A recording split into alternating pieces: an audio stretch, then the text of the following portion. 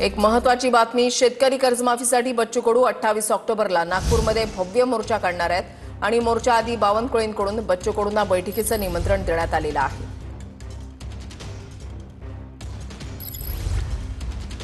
तुम्ही रवाना होतायत, कसा संपूर्ण हा मोर्चाची रूपरेषा असणार?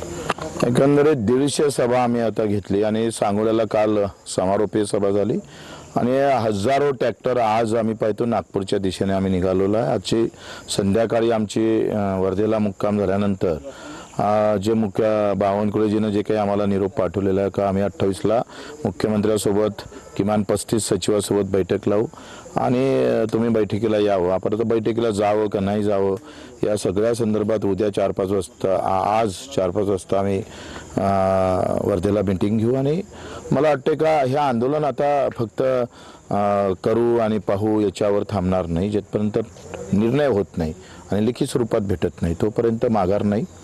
आम्ही मजबूतीनं 15 दिवस आंदोलन करायचं काम पडलं तर आमची तयारी आहे।